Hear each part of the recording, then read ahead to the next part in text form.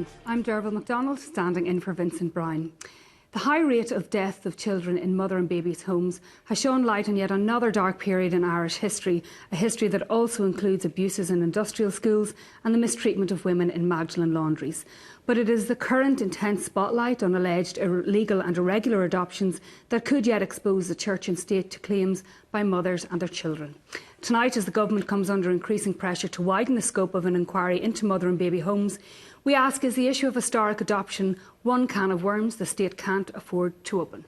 If you'd like to comment on the programme, you can text us at 53131 and to place the word tonight before your comment. You can send us a tweet at #VinB or email us at tonight@tv3.ie. But first, I'm joined by Malachy Browne, news editor of Storyful, by Nabeel Rajab from the Bahrain Centre for Human Rights, and by human rights activist Tara O'Grady. And we're going to discuss the struggle for democracy in Bahrain, a struggle, Malachy, that we'll be discussing later, has quite a unique Irish dimension to it. But we're used to discussing the Arab Spring in terms of Egypt and in terms of how that uprising has developed in terms of Syria and Iraq and other parts of the Middle East. But can you maybe elucidate us what is going on in Bahrain at the moment that has attracted attention there? Nabeel's visit really to highlight the ongoing human rights abuses that are happening in Bahrain. Bahrain was one of the Arab Spring countries, as we would know it here. There was the first pro-democracy demonstrations were on the 14th of February 2011, when there was a wave of political dissent across the Arab region, although there had been unrest prior to that, social unrest. But since then, it's kind of fallen off the media's radar. But every night there are running battles between security forces and police. Suppression of demonstrations continues. Opposition figures are imprisoned. Nabeel himself was released from jail in May after 2 years, arbitrarily detained simply for opposing government policy there. We might actually be able to see some footage of some of the abuses that taken part in Bahrain. Like Ireland, quite a small country, but just maybe you can talk us through the footage that we're seeing now. Yeah, this is, this really demonstrates what the security forces are doing over there.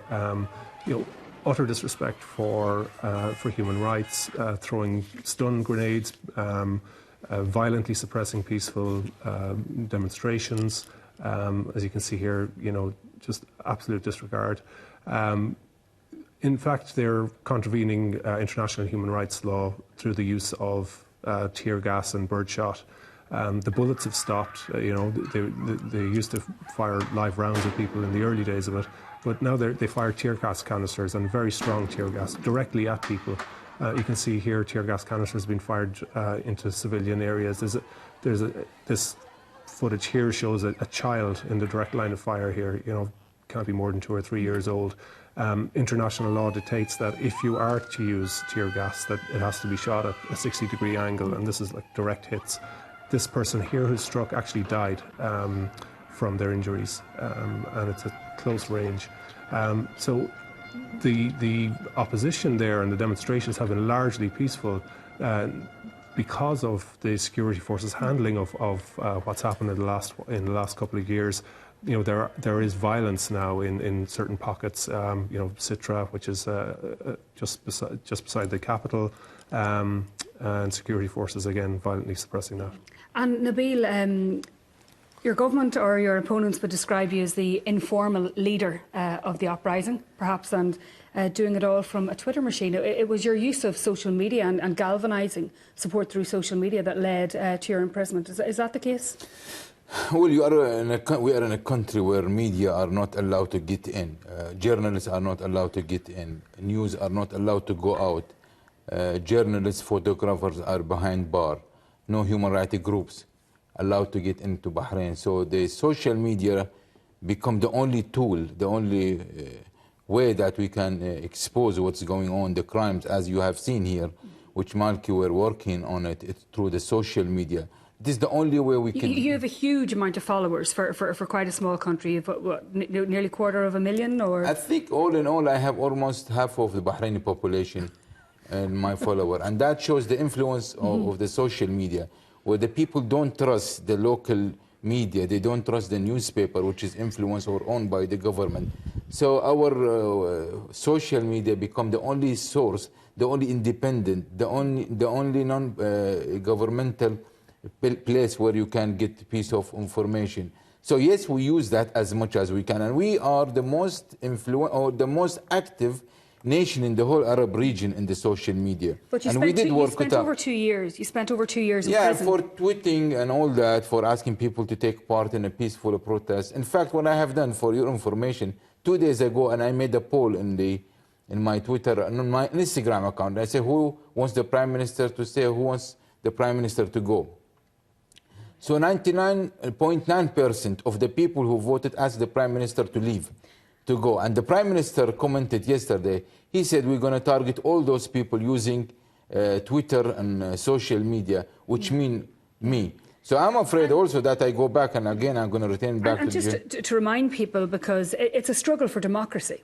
That's the purpose. It is a struggle for democracy and justice. We are ruled by dictators.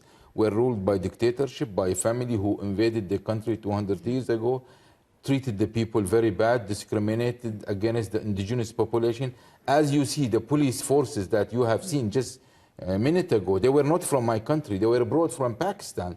They were brought from Jordan to treat people as you have seen. People of Bahrain, because they are from a Shia background, they cannot be employed in the police forces. And I just, Tara, sometimes we just become immune nearly to what's happening in certain parts of the Middle East. We're not aware of it. But there's a very unique dimension, an Irish dimension, to events in Bahrain, not least because of the role of the Royal College of Surgeons in Ireland training medics. And some of those who were trained by the Royal College of Surgeons in Bahrain, the so-called felony medics, they were tried and convicted. Absolutely. In fact, one of them remains in prison. His name is Dr. Ali Alekri. He worked here in Ireland for a number of years, and one of his children was born here in Ireland as an Irish citizen. He was released with the felony medics a couple of years ago. There was a demonstration in Dublin. Professor Damien McCormick, he taught the guys like Ghassan Daif and Bassam Daif when they were here in Ireland. And we had a demonstration that was a rolling solidarity fast with the doctors. Hunger striking is very important in Ireland, as we know, and incidentally, Mr. Abdulhadi Al-Khawaja went on hunger strike again on Monday. He had been on hunger strike for over 100 days, but they were force-feeding him, which really delegitimised his hunger strike, and he had to come off it. He was very close to death. And events in Bahrain led to Professor Tom Collins, who was the head of the Royal College of Surgeons in Bahrain, stepping down or stepping aside on grounds of academic freedom. But what do you think the underlying problem for him was? I know that Professor Tom Collins resigned because he felt that his efforts to influence the regime were completely thwarted. He realised that he was powerless to assist the crisis in the country, and that's why he resigned. Has the Royal College of Surgeons yet secured accreditation in Ireland? Because obviously there was an Irish delegation, Parliament here were exercised certainly about the alleged abuses over there. Have they yet secured that? David Andrews and Avril Power, Professor Damien McCormick and others went over with Marion Harkin, MEP, went over to Bahrain and did an investigative research for a couple of days there and met Nabeel.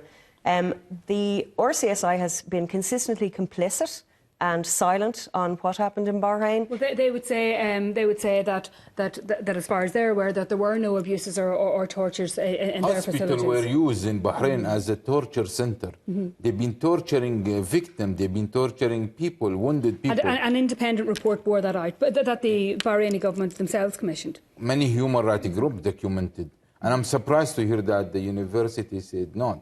In fact, the university, which is run by the college itself today, it has discriminated against the Shia, and no Shia can work there based on their religious background. A majority of people cannot be employed in the hospital run by the college itself. Maliki, would bodies like the Royal College of Surgeons that go over, they're involved in training there, is there a difficulty for them? Should they be taking a stand? What can they do? They're guests, ostensibly, in a foreign country. Of course, they should be taking a stand, but they also have economic interests there, as do other Irish companies. In fact, Arienta, ESB, Irish engineering companies. I myself, in fact, contracted for an engineering company several years ago that worked in Bahrain, and their interests are purely economic. And the same is true of the UK and the US. We said, but the human right has to be respected. You are allowed to do your business. We say to all European government, you do your business. We care for your interests as you do, but human right has to be respected. You cannot make business and make money when your money has a stain of our blood. This is what we're telling. So coming to Europe, coming to the UK and Ireland, what if you were to say to people in Ireland tonight, what would you want the Irish government to do? Well, we have common history, I would say. We were all oppressed. Irish people always took the stand with the oppressed nations.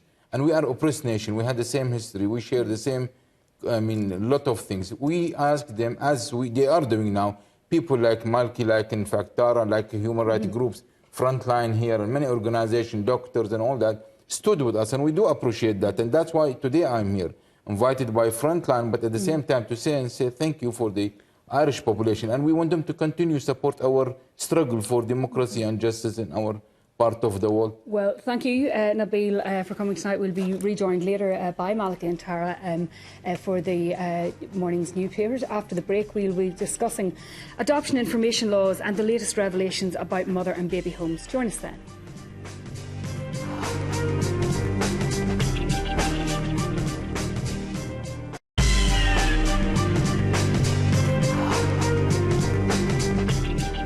Welcome back to the programme.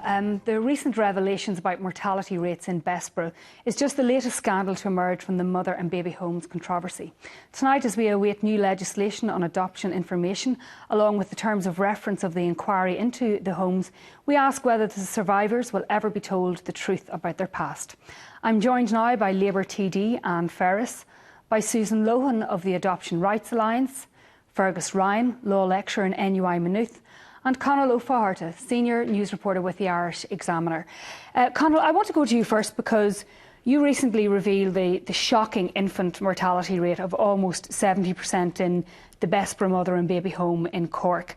But kind of with the Tuam babies controversy, this adoption story, which is gaining legs, goes way beyond the death of babies, horrific as that is. Absolutely. I mean, I've been writing about this subject for, it must be five or 6 years now, and I've always been amazed that it hadn't kind of hit the public consciousness until maybe the Philomena movie really started things going, and then obviously the shocking revelations in Tuam. But I've always said that, shocking and all as infant mortality was, that there are also a lot of children that survived and went on to be adopted or fostered out. Because these homes were essentially adoption agencies. Yes, yeah, exactly. So all of these children, many children then, adults now, had been fostered out at the time or after 1952 when adoption was made legal, were adopted. Now, a lot of those adoptions were, I would say a large majority of them were forced upon women who really didn't have any other options. A large amount of them, certainly evidence I've seen, were clearly illegal as well. My big fear about this inquiry that's coming up is that it's going to limit it to mother and baby homes, and it's not going to broaden out into the other areas like illegal adoptions, forced adoption, because that is what the real because we were discussing this last night, because the mother and baby homes were similar to Magdalen Laundries in the sense that they were institutionalised in a sense, but there were other country homes or essentially private nursing homes where an unmarried single mother would go in pregnant, a married woman would go out with the baby, and it wasn't that there was an illegal adoption, but in fact just that the non-birth parents registered as the parents. And some would say, well, that falls outside of the Adoption Act. But is that the reason why they don't want to open the terms of reference, because of that kind of... I think so. I think adoption here, I mean, to quote a statistic, in 1967, 97% of all children born outside of wedlock in Ireland were adopted.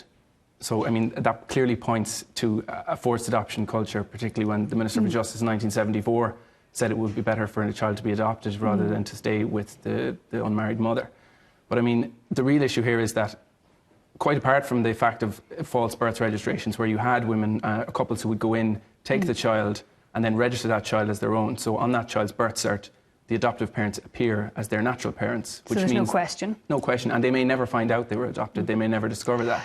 So the state isn't responsible there in the sense that an adoption order didn't take place. That's the state's line on this. It's the formal position. Yes, the formal position. I want to bring in, sorry, I just want to bring on in Anne Ferris here, because few people know the terrain or the pain of the adoption process in Ireland as yourself. You were adopted and you also placed your own daughter up for adoption. That's right, yeah. I was adopted. In my situation, it was an inter-family arrangement where my birth mother was my birth mother became my aunt, and my aunt became the woman, the mother that raised me. And then when I was 16, I went on, I got pregnant, and I had the baby adopted, or the decision was made for the baby to be adopted. So I think it is. And as everybody knows, or most people know about that speech I made in the Dáil on the very last day, that was the debate on the Commission of Inquiry into the Mother and Babies' Homes. And that is why I used that opportunity to impress... Because you've proposed your own bill in this regard. That's right. Earlier in the year, when it's quite different now, my own bill earlier in the year is the Open Adoption Bill, which will be for adoptions taking place as and from when this legislation goes through, my own legislation. But on the day, just on the Commission of Inquiry, I pleaded with the Minister, and I'm urging and I am continuing to press him that it's not just into the mother and baby homes. This investigation has to be looked at into the Magdalene homes, mother and baby homes, the county homes, any institution where a woman had a baby or a mother and baby were sent. It can't be just narrowed down. There are so many places that have to be investigated, and I will continue to press the Minister. We don't know at this stage yet what decision is going to be made on that, but I will be very keen, no matter how long it takes, that this inquiry takes place. But on the other hand, that there is no delay to the proposed legislation on adoption and tracing, on information Susan, and tracing. We've had the scandals over the industrial schools, Magdalene laundries, the mother and baby homes. Although it mightn't have landed in the public conscience until very recently, you've been agitating for a long time about the issue of illegal adoptions, irregular adoptions, forced adoptions. Why do you describe this particular issue as the tip of the iceberg? Because nobody in the state can actually say how many adopted people there are. Can they or won't they? I think it's a question of, it's both actually. From 1952 to date, they can give rough estimates. They talk about 45,000.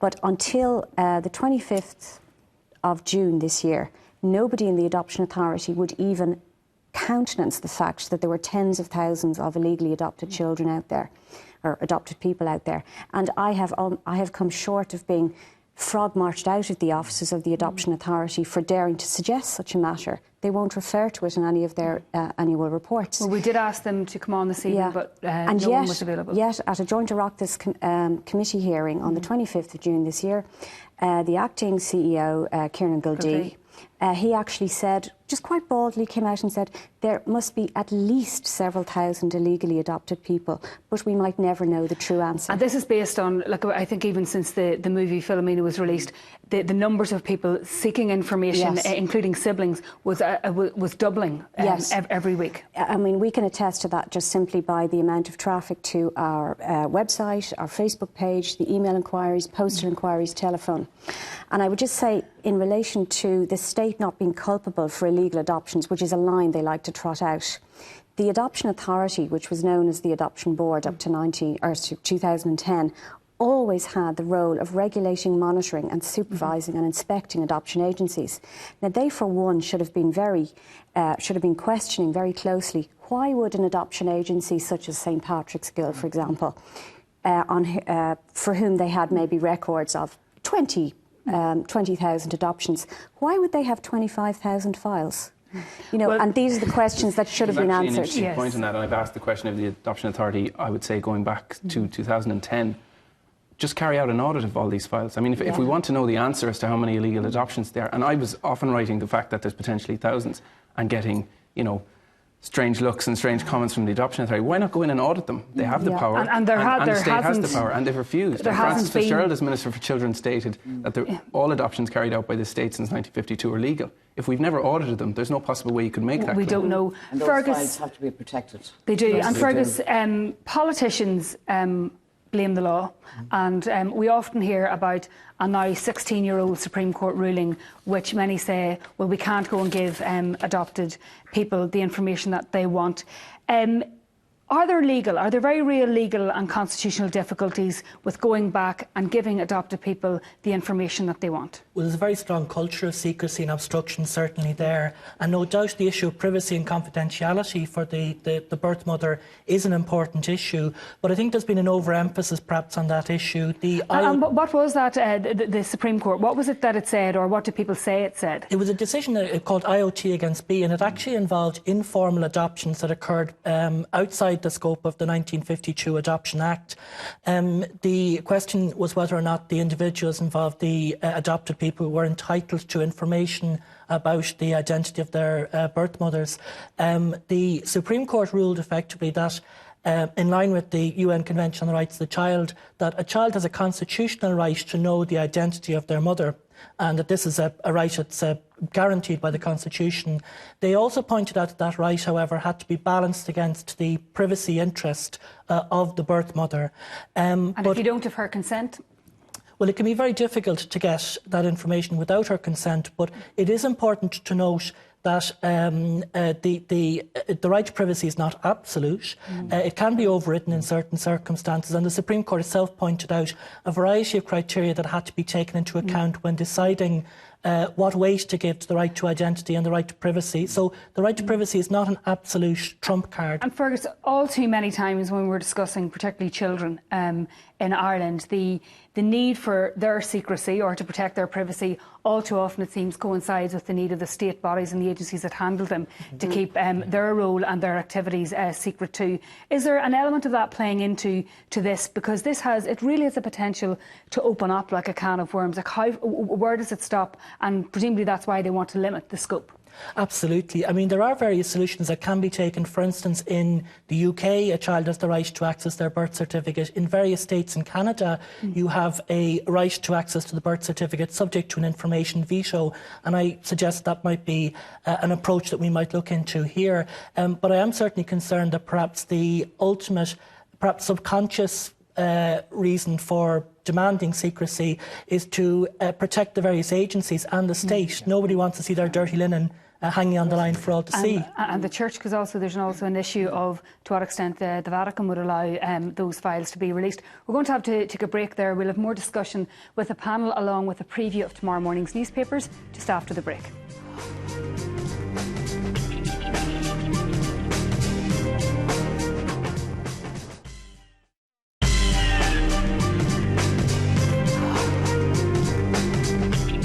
Welcome back. We've been discussing the issue of historic adoptions and the forthcoming inquiry into mother and baby homes. We're joined on the panel by Labour TD Anne Ferris, Susan Lohan of the Adoption Rights Alliance, Fergus Ryan, a law lecturer in NUI Maynooth, and Conal O'Farrell, senior news reporter with the Irish Examiner. Susan, I just want to go to you. I was reading an interview with one adopted person who said that it took her over a year to get what was known as non-identifying information. Yes. And through that, she found out that her dad was a blue-eyed factory worker and that her mum was a catering assistant who liked to read and dance. Yeah. And nothing else. It's not just about information on a file. It's people's, their actual identity. They are identities. And that kind of, utterly spartan, meaningless information comes as such a huge disappointment to people who've waited, in many cases, 2 to 3 years. I personally suspect that a lot of that information is just... You secured your own file? Yeah, I was very lucky that whilst I was on an advisory group to the Adoption Board back in 2003, I spoke to somebody in the department and said I couldn't understand, given that my natural mother was dead, my adoptive mother was dead, my adoptive father was giving his consent for me to look at my file, that I couldn't actually do that. So it was an Irish solution to an Irish problem, though. Somebody left me minding my file in the office for a couple of hours while I perused it. What did you discover? What I found was really... I actually found it quite emotional to discover that my natural mother had actually visited me while I was in hospital. I was in hospital for several months. I also found it quite moving to know that, and disturbing to know that she actually paid for my upkeep in an infant hospital, Temple Hill in Blackrock. And that's why not just individuals such as myself, but tens of thousands of adopted people went through the likes of Temple Hill and Blackrock, and we really need to see that place included in the inquiry, because we have anecdotal evidence from former staff members that conditions there were obscene in many cases, and it would certainly tie in what the Examiner have talked about in Betfred this week. You know, you had proposed an open information bill, but that essentially would only be looking ahead. How are we going to deal with the thousands of people that are looking for that information? Look, I mean, Philomena, you know, that movie depicted a mother and son who were both looking for each other and couldn't access the information. What can be done for people in that situation retrospectively? Yeah, well, indeed, you're right. My open adoption bill will deal with adoptions from here on in. But really, it's no use to thousands of people looking. No. And in fact, Derval, I only received my birth cert in the last month. And I was able to then go on and see my birth mother's marriage cert, which showed there was a big gap in their ages. It meant a lot to me to have this information in writing, so that it explained an awful lot to me. But really what we need to do, and successive governments have talked about an information and tracing bill to be passed. Frances Fitzgerald, when she became Minister for Children, she started work on it. And as has already been said here, there is a problem. They seem to be hitting a wall with the right to privacy, either of the birth mother or the person that was adopted. But in my view, really, that case that was taken, IOT versus B, there was an assumption made at the end of that. But I think really what we should do is take on something that was recommended as a preferred position from the Law Society, that unless a birth mother puts down that they do not want to be consented, but should the mother have a veto? Well, just let me finish my point. Unless she puts down that she doesn't want to be contacted, we should be assuming that all mothers, all natural birth mothers out there, do want to be contacted. You know, that, Fergus, that constitutional presumption is of no benefit to many people who've been adopted, who simply might go to a doctor and they're asked their medical history and can't account, you know, for even non-identifying information, that they are bereft, they don't have access to that detail. Absolutely. At least having access to non-identifying information should be, I think, very much at a premium, given the medical consequences. And it can also be relevant where a person is getting married. They need to know, for instance, that they're not related to a person, they're not within the prohibited degrees of relationship. So that kind of information is actually vitally important in that context. In other jurisdictions, they're able to manage this, they're able to balance the right to identity with the right to privacy. And in fact, that's all the Supreme Court was saying, is that you have to balance those rights. So our politicians, and this is successive governments, are politicians hiding behind the skirts, as it were, of a Supreme Court decision and kind of saying, look, there's nothing we can do? I mean, I've said it for a long time. I mean, the job of a politician is to legislate, right? That's what you're there for. So I understand it's a difficult area, but you've had since 1952 to do something on providing these rights. And you've been promising it for 20 years, 30 years. So, I mean, for me, it's if you open all of these files up, the real fear is what's in them, what's on them. And what do you think, Conal, is it that is preventing a comprehensive audit? Look, I mean, obviously the church is involved. I understand Tulsa, the new Child and Family Agency, has access to those files. But what is preventing a comprehensive audit? Because when this government came in, they didn't say, right, that's it. Let's do this, let's get an audit. I mean, I think there's a genuine fear of redress. I think there's a fear of another scandal. I think there's a fear of people opening adoption records and seeing illegalities and asking questions, why was I separated from my mother like this? I mean, there's an interesting point. St Patrick's Guild, for example, as Susan mentioned, have been in the papers year on year for the last 20 years, giving out false information to people. When the 2010 Act came into play, the new Adoption Act came in, the very first agency accredited by the state was St Patrick's Guild. Can I ask Fergus, that fear of the liability and exposure at a time when we're coming into recovery mode, but when you look at the institutional abuse scandal, cost over $1 billion. The government had to be dragged by its heels, successive governments, to address the issue of the Magdalene laundries. It was only when it was highlighted really by international bodies that moved that. This issue was recently addressed at the UN Human Rights Committee. Is there a fear that if we go back and look, because the church, although the church ran a lot of those institutions, the state sent a lot of women there, they funded a lot of those institutions, is this going to be another potential huge litigation against the government if the terms of reference are expanded to cover the other places where adoptions took place? Absolutely. Saying sorry is very expensive, and the state already, as you said, has paid out an awful lot as a result of the redress. The redress board issue, with very little support from the Roman Catholic Church and the various denominations. It has to be said in this particular context that we're talking about a constitutional right here that in many cases has been breached. The child has a constitutional right to the company of its mother, and the mother also has a constitutional right in respect to the child. And that has been breached in very many cases, particularly through the illegal adoptions, informal adoptions. On paper, the adoption... Because there was an informal adoption industry. Absolutely. In the country. And Susan, you know, Connell and other of his colleagues have been, I suppose, carrying up the baton that Mike Malott and others the pioneers, you know, people have been pioneers in that regard. And Mike Malott in his book, and he really opened the shone light on the adoptions. He said, you know, that, or he questioned whether there was a deny and die strategy. Will we wait until the natural mothers, you know, like symphysiotomy victims and others have aged out of this crisis? Do you think that there's a sense of that? Oh, absolutely. We adopted people and groups such as our own have been saying that for decades now. And in fact, I encourage people to go out and buy these books again. Go and buy Banished Babies. Read the individual testimonies in that book. And his final line in the book, which I believe is his strongest one, is that most adopted people and natural parents believe that it's the tacit intention of any Irish government to deny till we die. And I can foresee a situation where they might wait until the natural mothers have died off, and then they say, well, there's no danger now. These two parties can't get together. We'll release the files to the adopted people.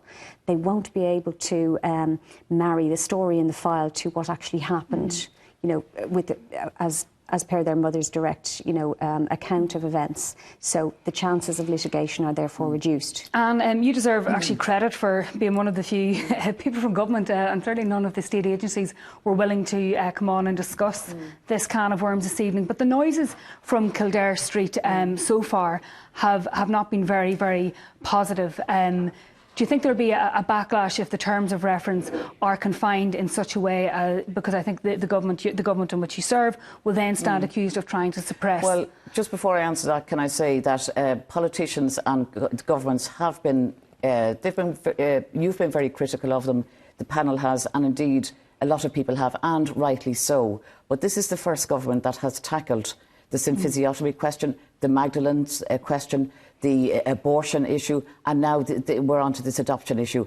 There will be a backlash from me, certainly, if it is just confined to mother and baby homes, because I am on the record of saying that I want a full and comprehensive inquiry into what happened to mother and the babies, whether there were legal adoptions, illegal adoptions, and, you know, to all those children that were sent to America and sent to the UK that will never find their identity. I feel very strongly about this, and I will continue to shout about it. But I think this is the first government that has dealt with a lot of issues to deal with women. And unfortunately, as you say, Susan, in a lot of cases, women are dying before they are getting justice that they deserved. But this government is determined to tackle these issues. Conal, a final question, perhaps unfair to ask you as one of the two men on the panel, but, you know, as a woman, you look back at the history of the treatment of women in this country. And it's not in our distant history. You know, people were still being adopted in this manner or irregularly adopted in this manner. But when you look at it in a historical context, the treatment of women from Magdalene laundries,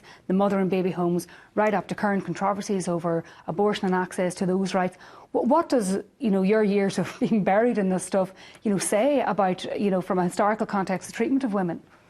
Nothing very positive, really, to be frank. I've said it for a long time. I think it's an entire social history of Ireland of how we treated women is frankly disgraceful, and the fact that it's taken until 2014 to come up with some sort of an inquiry to look into this issue when consecutive governments knew about it, consecutive people like Susan have been lobbying them for a long time with mountains of information, mountains of evidence, and that we're refusing to do nothing about it. I think the fact that, like you said earlier, that the Tuam story got international coverage was one of the main reasons that I think the government was shamed into action. I don't believe they would have done anything and without it. Fergus, it always seems to be the case that it's whether it's the UN committee in Geneva, whether it's the European Court of Human Rights in Strasbourg. Why is it that it always has to be kind of an international glare before we at home deal with the issues that have arisen here? That's a very, very good point, because if you look to our own constitution, if the constitution was being implemented correctly, if our legislation was being implemented correctly, we shouldn't have these problems. So we're in breach of our own laws in many cases. The Adoption Act 1952, if everything was done that ought to have been done, I doubt we'd have many of these problems. There's a very strong emphasis on consent in the 1952 Act and in the new 2010 Act as well. And yet it appears that the law was being skirted in many cases. I think it's one issue we didn't even get to, but the whole issue of what was the nature of the consent of those who actually did sign is probably for another night. I'd like to thank the panel for joining me. Now we're going to take a preview of tomorrow morning's newspapers. First up is the Irish Sun, which is a horror on a gun range. This is an extraordinary story in the United States, where a girl of 9 accidentally killed the man teaching her to fire an Uzi submachine gun on a US shooting gallery. An Army veteran died when the child lost control of the gun. The Irish Daily Star details I'll Splash Lotto Cash. A Euro Millions winner plans to spend more than €8 million to find Ireland's next Olympic champion. So there she's going to use her money in her hometown of Strabane in Tyrone to build a 50-metre swimming pool. The Irish Examiner leads with "There's no escape from tax on second homes." Tens of thousands of homeowners are going to face bills for €7,000 from next Monday. It also reports that asbestos has been found on board a third naval vessel. And another story from Noel Baker and Niall Murray, that a growing number of parents whose children are being denied educational support are considering suing the state. There we go. The Irish Times leads with "First-time buyers plan to be tightly restricted," amid government's concern that first-time buyers might fuel the property market. There's a story by Joe Humphreys that universities have been using the point system to inflate demand. And an ex-Clinton aide has said that abysmal northern politicians are too stuck in the past. Well, rejoining me now for the papers are Malachy Browne, news editor of Storyful, and human rights activist Tara O'Grady. Malachy, it's been huge online today, but a 9-year-old shooting an Army veteran dead with an Uzi submachine gun. That's right, yeah, horrific story. Anybody who's seen the video today will see that the instructor trains her to shoot one bullet off, and then I think it's a semi-automatic, and he just it recoils in her hand and just flips around. She was being taught how to fire an Uzi submachine gun. Yeah, she's just 9. At 9 years of age. And her parents were filming it and signed waivers, etc., to state that they understood the risks, etc. The police released a video then later on. So this is likely to reopen the gun debate in the US. Perennial gun debate. It's extraordinary just how fastened they are to that. What, Tara, picked up your attention on tomorrow morning's newspapers? Which one? Well, you tell me. It's nice to see that the philanthropic nature of the Irish is being seen closer to home, with Margaret Loughrey spending money on an Olympic swimming pool and that. I can certainly think of a million other things that she could do with that money. I'd be delighted to talk to her about it. And then the abysmal northern politicians being too stuck in the past. Well, the US foreign policy, if anybody cares to look into it at the moment, we're all suffering from that. I think that, you know, our situation in Northern Ireland, I know specifically that the Middle East looks to us as a beacon of hope for our 800-year struggle, and I think that it's. I think the criticism of Northern Ireland politicians is really it's Nancy Soderberg, and she's saying that there's been an abysmal abdication of leadership, and that Northern Ireland politicians are far too stuck in the past, making progress vulnerable and even reversible. There is something about that, Malachy, about us, you know, constantly touting the peace process as one of the great things, and yet the North is still in many ways quite stuck. It is, when you see it year on year. Particularly around July, but also flare-ups occasionally during the year. She's really having a go at the leadership, and she's saying that it takes leadership to change the situation, to change the rhetoric, and right, probably. Yeah, I never really was big into it, but Kate Bush, all of the reviews around that, the Irish Examiner saying no high notes and little dancing, but Kate Bush is back to her best. Are you a fan? Are you into the huge attention that she's getting for these gigs? I like Kate Bush. I think she's great. I think she's playing September 6th or so, and I'd love a ticket if anybody wants to treat me.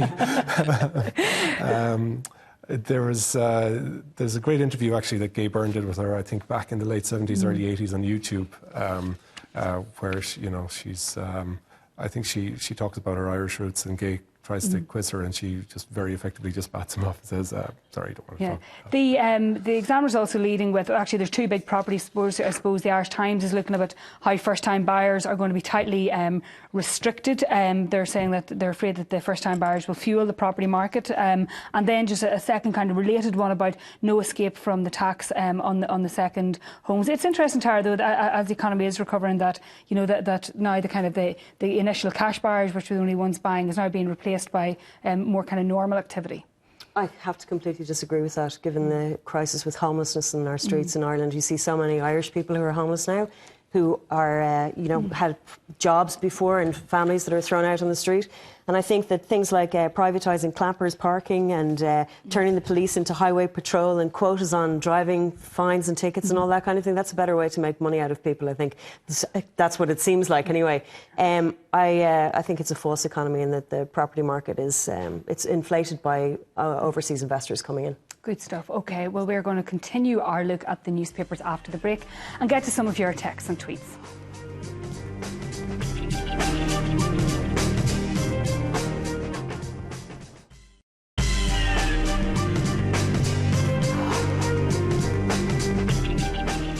Okay, welcome back. Now we're going to take a look at some of your texts and tweets. There have been a number of texts. One texter said, I was illegally adopted in 1972. My birth mother is related to the parents who raised me. My birth certificate has this couple on it. I'm not my birth mother, and I'm sure there are many more people like me out there. Another said, have the women who are already traumatised by their experiences any right to privacy? And I think that was answered comprehensively in the debate. Another said, sympathy for those people who are adopted, but how many victim groups can this country afford? The wrongs of the past can't be paid for by this generation. And another said, children should have a constitutional right to know the identity of both their parents, not just their mother. Finally, there's one tweet, U3 Girl said, she's perturbed that now adoption is being shown as a negative. I can't speak for the woman who bore me, but for my parents and I, it was all good. And that is, Malachy, it's kind of one of the regrettable things. Like, I mean, it's almost impossible. There are practically no adoptions of Irish children. That's why we have to look outside for it. And it is unfortunate that it has now got a negative connotation instead of a positive connotation, because for many people it is a very, very positive experience. Yes, it is, and there should be no negative connotations with it at all. We were just wondering during the break there when the last Irish adoption occurred, and we don't know, but you're more of an expert on the legal situation, and it has to do with parents being proved they have to essentially have to failed in their duty for 18 years. For 18 years, yeah. It is. Years. What do you think as well, Tara? I mean, it is unfortunate that adoption has been shown in a negative light, because it is a very, very positive experience for people. But for many people, particularly those whose birth certificates were falsified, as one of the texters was, they may not even know that the parents who raised them are not their birth parents. I'm sure it's happened through the ages, but I think that the problem that we're having is the history of adoption in this country, and not necessarily what's happening today. There are some terrible cases that are going on and ongoing at the moment, but I think it's the history of it and the heinousness and sinister element of women who had children outside. It's the process rather than the fact of it. Yeah, the process, but also all of the really hidden elements of it, and the shame from the Catholic Church of women have sex, or men have sex and women have babies, and that is the nature of it. And I think that it was brushed under the carpet for so long, and the stigma that was attached to it. Yeah, Malachy, I just want to go back to the front of the newspapers there. There was that, speaking of people suing, families who are claiming they were denied educational support might sue the government. What's the nature of that? This is Gareth Noble, who's a law solicitor. He's been approached by a number of families who are seeking services for children with special needs who have Down syndrome. And he's saying that they have a case. There's no centralised system, that schools are really left to their own devices to provide those supports, and that in some regions it's good, but in other regions they don't exist, and that it should be a centralised system, and the Department of Education. Well, if the history of autism and that is anything to go by, it could be a pretty difficult struggle. Well, welcome back, and that is it for this evening. For more on tonight's show, you can log on to tv3.ie. The weather is next from me tonight, and good night.